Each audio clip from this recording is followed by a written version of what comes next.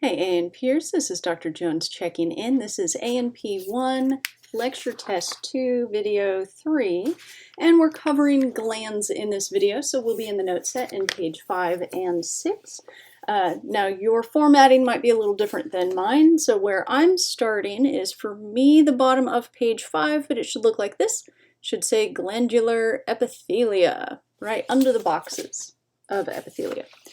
So the epithelia on the gland and the glands are what make up the epithelial tissue. We talked about the different types of epithelia. Let's talk about the different types of glands. So there are two major classes of glands. Laser color? Ooh, now I want a pen. Oh, yellow. Yellow sounds, yeah, that's annoying. Okay, so there are endocrine glands and exocrine glands. Cells from the note set, epithelial cells that produce secretions are glands. Is the pancreas an endocrine gland or an exocrine gland? Yes, it is both. It does both of those things. Excuse me, and we'll talk about that as we get there for both endocrine and digestion because it is an exocrine digestive gland. So we will talk about that. Endocrine glands produce both endocrine secretions called hormones, which are released directly into the bloodstream. Now, some are released directly into the bloodstream and some are released into the extracellular or interstitial fluid, which then enters the bloodstream. So some will say directly into the bloodstream, some will say directly into the interstitial or extracellular fluid, which will then enter the bloodstream, and it's effectively the same thing. Ah, coffee, nectar of the gods. Okay. And it does go to distribution through the blood throughout the body. Hormones regulate and coordinate the activities of various tissues, organs, and organ systems. And do endocrine glands have ducts or are they ductless? Well, let's look at the picture. So this is another of our embryo slides. Embryologically speaking, you start with a simple epithelia, and that can stay a simple epithelia, as you see here, or become a stratified epithelium, or it can grow a gland. So if this duct that connects it to the epithelial surface is maintained, if we keep the tube, the duct, then it is an exocrine gland. If we lose the duct, then it's an endocrine gland, and endo means within, exo is without, so exocrine, it gets released on the outside surface, endocrine, it gets released inside, the secretions go into the bloodstream, even if they go through the interstitial or extracellular fluid first. Okay.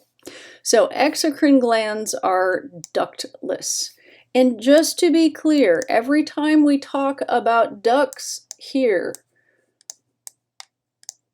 we're talking about tubes. We are never, ever, unless we're talking about autocorrect, talking about waterfowl. No ducks. Ducks. And once you make it plural, they sound exactly the same. Ducks, ducks. It's the same, but we're talking about anatomy, so we're talking about tubes, not waterfowl. Okay. Any K on a lab test is automatically wrong for duck instead of duct. All right. So, do endocrine glands have ducts or are they ductless? They are ductless. Okay. Examples of endocrine gland, we have the thyroid. It makes thyroid hormones. Thyroid hormones are important for your energy levels. The thymus. The thymus is important for your immunity. And pituitary gland. And the pituitary is kind of the manager of the endocrine system. Not the boss, the manager. We'll talk about more next semester.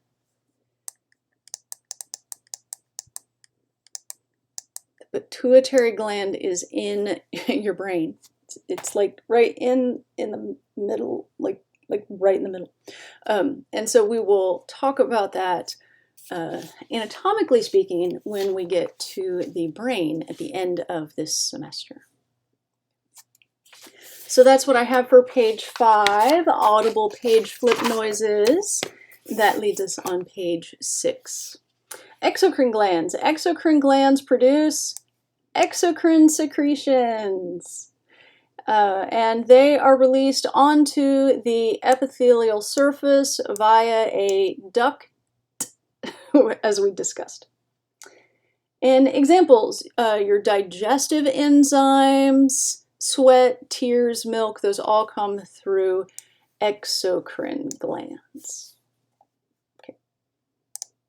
The gland structure we are not learning. Moving on, we are learning the different modes of glandular secretion, and the endocrine, because we have a whole chapter and a whole test. Test 2 for 2402 is all endocrine.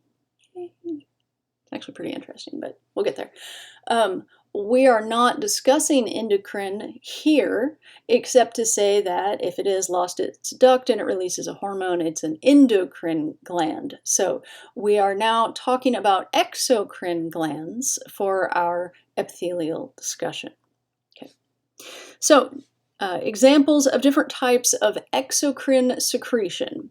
One is called merocrine, and it is released via vesicles. Via means by, and this is our exocytosis that we talked about when the cell poops. So what happens is, like we talked about, the vesicle, the little membrane-bound bubbles, comes to the surface of the cell, and the cell membrane in the bubble joins with the cell membrane of the cell, and then it fuses and becomes part of the cell membrane. So everything that was inside that bubble, there's got to be something I can hold inside the bubble here. There we go. We have a random post-it that was sitting on my desk. Okay, everything that's inside the bubble is now on the outside of the cell. So this is how you release the contents in merocrine secretion. The only thing I don't like about this picture is that the little bubbles have outlines drawn around them, because the content, it's more that the yellow's not showing. Do we have purple? Ooh, magenta. Magenta will show. There we go. So as you open it, the contents are released.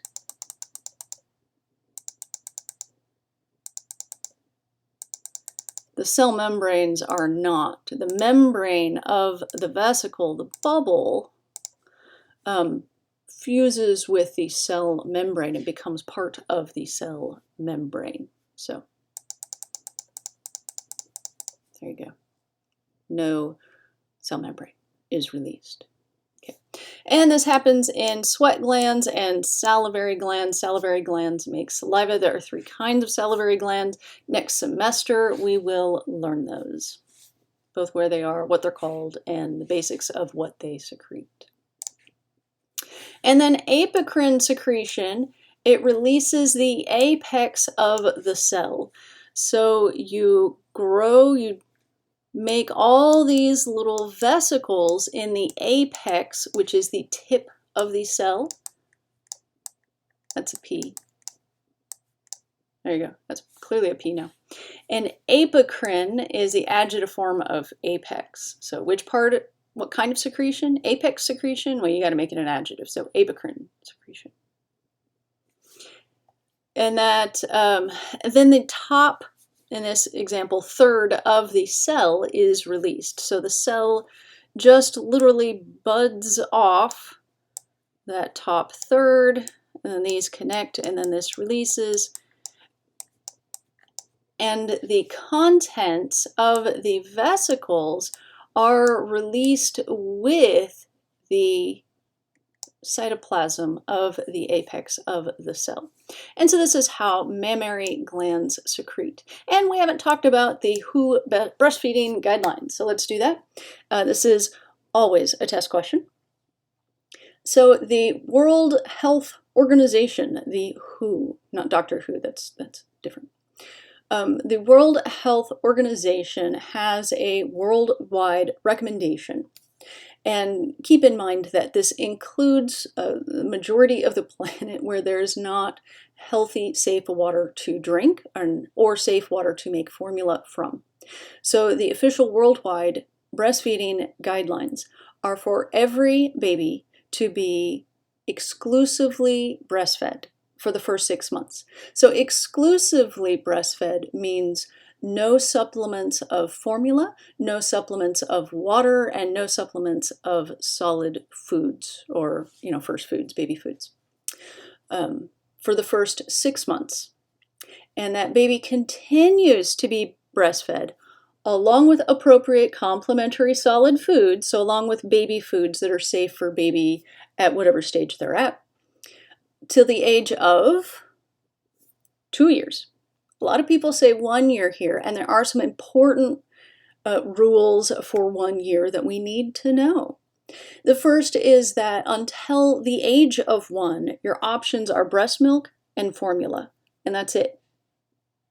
Before the age of 1, it is not healthy and not safe to feed cow's milk or sheep milk or goat milk or hemp milk or almond milk or some formula recipe that you found on the interwebs.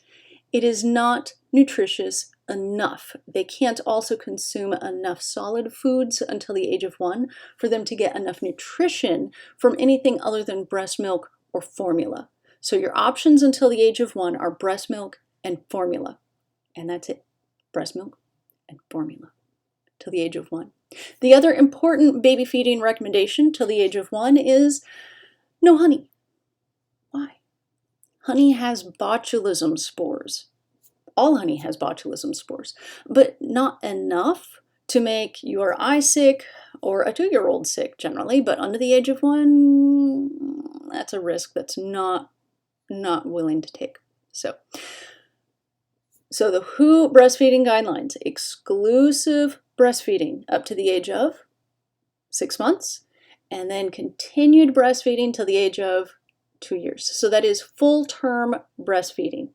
So if you wean before the age of 2, that is early weaning, and extended breastfeeding doesn't start until after the age of 2, according to the World Health Organization guidelines.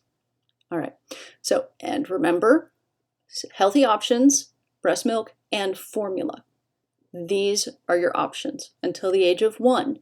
Then you can do hemp milk or goat milk or whatever crazy formula recipe you find in the interwebs. But store-bought formula is going to be a better nutrition,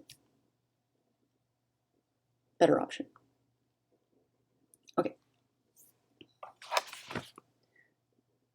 Okay, so this is apocrine secretion, is how mammary mama milk is made. The apex of the cell is released with the contents. And then you have holocrine secretion, where the cells explode. So you have a layer of stem cells at the bottom, germinative cells, they call them, and they will undergo mitosis. So here you have metaphase and anaphase and telophase, and then you make these new cells, and the cells pack with secretions, and then the entire cell explodes, releasing all of the secretions. So this happens with sebaceous glands in your skin. Okay. What did I forget to say? All right, so which type of cells of these 3 types of secretions, let me move me out of the way a little bit.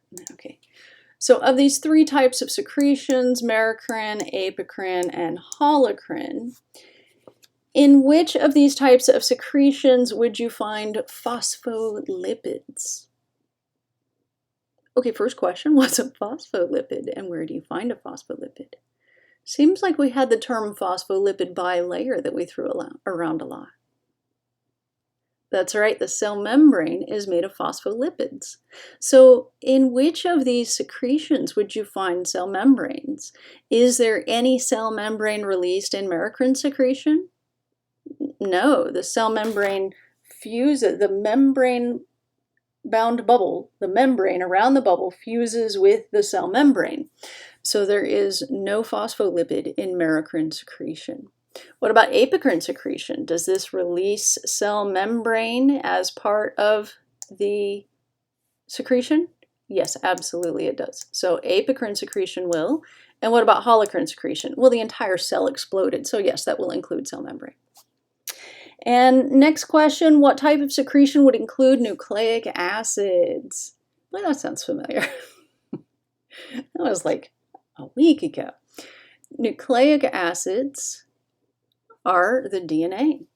So where do you find DNA? In the nucleus of the cell. And which of these secretion releases the nucleus as part of the contents? Does merocrine? No. Apocrine? No. Holocrine. Only the holocrine, because it releases the nucleus as part of the secretion.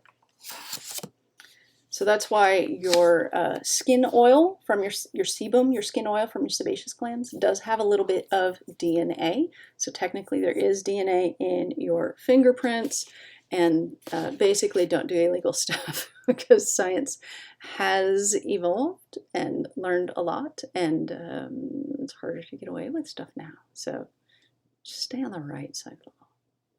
Don't kill people. That's rude. All right. So those are the different types of, the different methods of secretion. Now let's talk about the stuff that is secreted. That was how we secrete stuff.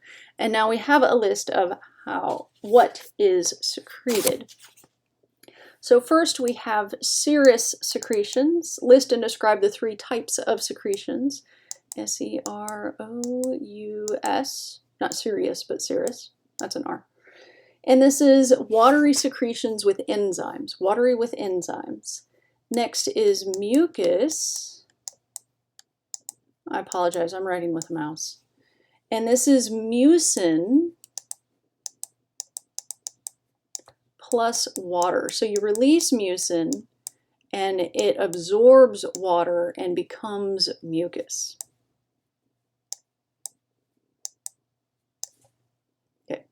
So you don't actually make mucus, you make mucin, and then the water gets absorbed into it, and then it's mucus, so technically. And then mixed secretion is a mix of serous and mucus.